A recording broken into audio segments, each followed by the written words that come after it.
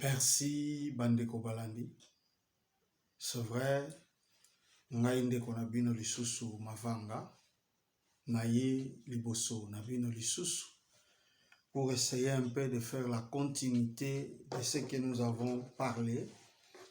Na ba oyo balanda gite, bakoki koluka peut-être ba premier module, deuxième, troisième, parce que comme matina ba 10 modules. Tokoye bako parler sur le temps de la chronologie par rapport au 4e président, le président sortant et le 5e président actuel. Toko parler na 3 présidents qui sont morts. Tokoye bako définir sur base ya ba valeur 3D.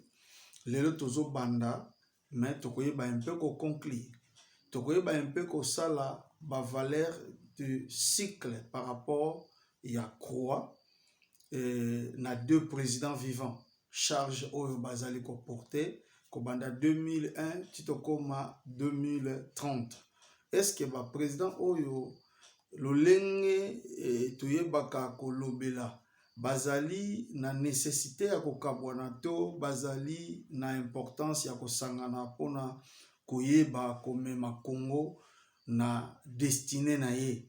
C'est vrai, ici, biso toyeba kokota vraiment na kati ya politique te, parce que tozali na science oyo, balobaka tozali église au milieu du village, pour ko rassembler bato bazali na boyebi vraiment ya mingi te, ba mususu batangi bazali ba docteur.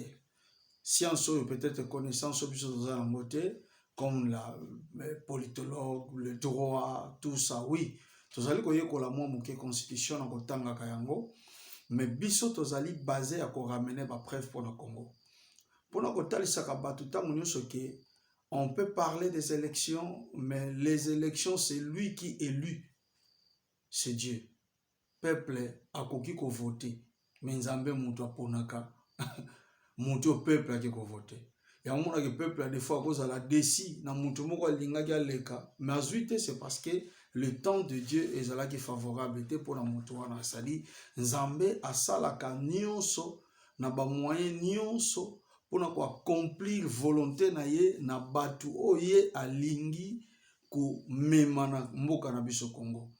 Eza na batu babunda basala baliti neti papa na biso Etienne Tshisekedi paix à son âme, mais moi auto eba ko honorer tout le temps par rapport à baliti na ye mérité le pesi fruit. Mwana na yazala wana et IDPS faut aye bako matérialiser vision wana na ba principe. Dommage que il y a tant de choses aussi qui se passent parce que la politique est un monde basé na ba intérêt privé na koloba, parce que ce qui est là qui na ba intérêt général ne IDPS ezali ko continuer litinaye. Mais tozali vraiment konaté pour ne pas aussi ko blesser. Tozali ko se focaliser aujourd'hui na makambo itali la croix. La croix oyo parla qui permettez-moi na kozala na ngambo yo pour batu ba un peu komona moi makambo to ko expliquer. Tozali na 4 côtés de la croix. Bomoni na tie ba pointe ya rouge 1 2 3 4 et puis 5 ezali le centre. Tu vois? Mais 1960, l'année de notre indépendance, 1965, le président Mobutu arrive au pouvoir. 1997, le président Laurent Désiré Kabila arrive au pouvoir. 2001, Joseph Kabila Kabange arrive au pouvoir. Enfin, 2019, Félix Tshisekedi Tshilombo arrive au pouvoir. Tomoni, de définir le symbolisme de la croix par rapport à 4 côtés, mais gouvernance de 5 personnes. 5 personnes ont soutenu qu'on placer formalité de Jésus-Christ, c'est-à-dire il y a la tête comme chiffre 1. Et dans la tête, il y a la main. Il y a autre main gauche, c'est-à-dire la tête, il y a Kassavubu, nous avons la couronne, depuis, nous avons clou, premier clou, 1960, toza na deuxième clou 1997 maboko ya Yesu, c'est-à-dire 5 parties déjà, et toza na tronc, c'est-à-dire libumu eza na kati awa comme symbolisme et à 5e président milieu, et puis makolo 2001 na makolo toza pe na clou o babengi Valère na 4e président Joseph, c'est-à-dire nzoto oyo ya Yesu na kati ya ekulusu yango ezosala mention ya vie politique ya République démocratique du Congo. Or na nzoto ya Yesu, nzoto oyo eyebaki kosibir na ekulusu, mais après avoir kokite ekulusu liwa na ye ememaki ye na tombe. Nde tokoyeba kodefinir na mikolo ekoya. Maintenant, cycle nyonso oyo yango tolobelaki, mention de la croix, c'est-à-dire l'addition première de 4 et produisaka biso 10. 1 plus 2 plus 3 plus 4 et au produit biso nombre 10. Entre parenthèses, aujourd'hui 10 plus 4 ne produit biso 14. C'est un système. Donc on parle là un jour.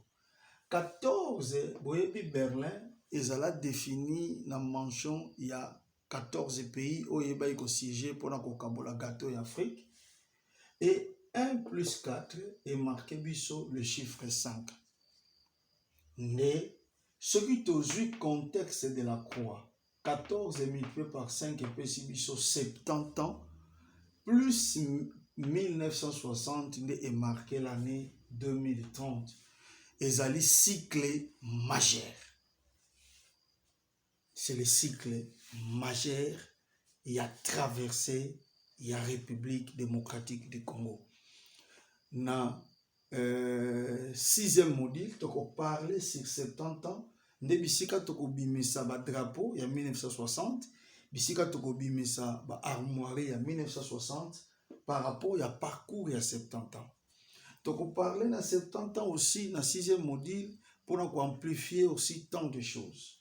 De deux, ce qui maintenant te définit parmi les 5 présidents, il y a 3 présidents qui sont déjà morts. Et les 2 présidents qui sont vivants. Premier, deuxième, troisième président Bakoufa.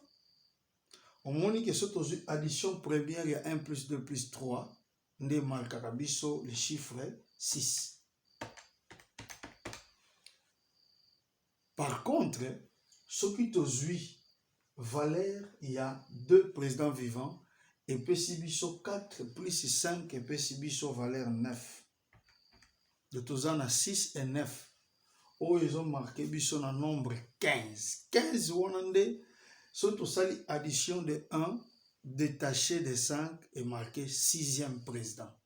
Mais maintenant, pour nous intégrer la formule, au moins, il y a 6, c'est l'addition première, il y a 1 plus 2 plus 3, président mort, 6, surtout comme peuple. Peuple comme makana 6 lettres. Par contre, surtout 4 plus 5 plus 9, 9 comme maka Valéria Congolais. Donc, peuple congolais a s'additionné dans le nombre 15. Or, le nombre 15, c'est la valeur de nom. Lorsqu'on parle de nom, on parle d'un nouvel ordre mondial. Sur base de ça, dans l'addition de 1 plus 5, et on a 6. 6, c'est le 6e jour de la création que Dieu avait créé l'homme. L'homme congolais a construit, n'a pas abouti le chiffre 6. Parce que c'est les chiffres très majeurs. Alors, plus rapidement, parce que dans 2 minutes, vous allez aussi ça. Au moins, maintenant, cycle défini par rapport à addition, il y a 3 présidents morts, on a 2 présidents vivants. Addition, on a 3 plus 2 et puis sur le chiffre 5. 3 multiplié par 2 et puis sur le chiffre 6. Soto commis Valère, il y a Jésus, Christ et Mankarabiso 11 lettres. Né, soto bandiko zwa cycle au 5e président Yeli, la passation du pouvoir. 2019 plus 11 et comme marqué le sous 2030.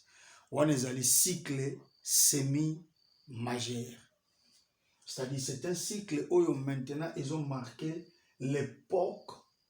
Il y a 5e président à travers l'addition de 11, qui est le chiffre 1 plus 1, 2. C'est-à-dire 2 jours, il y a un Kunda. Et puis 1 multiplié par 1 jour, il y a résurrection. Et qu'on marque, on a 2 plus 1, le chiffre 3, c'est le temps de la résurrection. C'est-à-dire 2030, dans le parcours, il y a 11 ans, il y a 5e président, Oiseau Assimé, il y a 5 prédécesseurs. Et voilà qu'on marque les 3 jours de la résurrection. Maintenant, en additionnant 11 plus 3, est marqué le nombre 14. 14 est celui qui aujourd'hui, valeur il y a 100. Valeur il y a 100 et ça 14. Si on multiplie 11 fois 3 est marqué 33. Si on a mis croix et qu'on peut s'habiller sur 33, ça dit 100 ainsi que croix. Or, la victoire, pour que Jésus a libéré Moutou, il faut que le sang coule sur la croix. Le sang de Jésus est coulé sur la croix. Mention de 14 comme pays, symbole de sang, pays Berlin. Et puis Berlin, c'est le symbole aussi de la croix. Si vous avez Berlin, vous pouvez savoir il fallait que vous la croix. On a Berlin, il y a eu 14 pays symboles de sang pour nous faire souffrir le peuple congolais. Alors, au moment où on a 1885, 2030, et qu'on marqué 145 ans de temps. Dans 145 ans, et où tu as 14. 14 a produit le chiffre 5. Dans le nombre, associé à 145. Alors, 14 multiplié par 5, le parcours à 70 ans. Maintenant, surtout additionner l'année de la libération du Congo, toujours chiffre 3, comme principe, tu as parlé pourquoi année 1997 plus 14 est marqué 2011, 1997 plus 33 est marqué 2030. Pourquoi 14 et 33? Tu le dis bien, 2011 à 2030 est marqué cycle où maintenant parcours, il y a ma crise et bandeli. Tout le monde élection Tshisekedi le père, le président Kabila.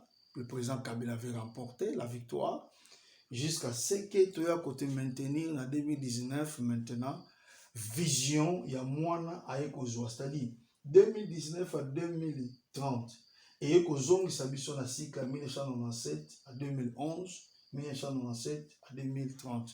Tu peux parler en profondeur, au moins que tu yibi kutu moins par minute, mais Zambé a kosunga biso vraiment pour na koyeba mpe okota parce que au moins domaine à calculer les alaka très approfondi. Tu retenir tant que tu as na 6e module, tu dois amplifier les rôles qui devrait jouer le 4e, le président sortant ainsi que le 5e président. Dieu vous bénisse.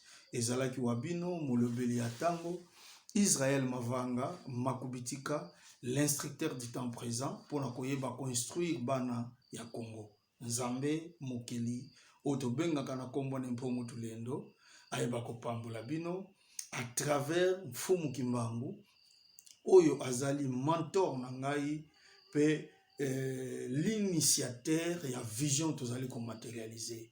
Nzambe ayeba pe kopambola bino à travers Yeshua Hamashia, Oyo Azali lumière éclairée pour Nabiso comme le maître et le guide suprême pour orienter biso par rapport à Makambo tous allez kolobela tout le temps.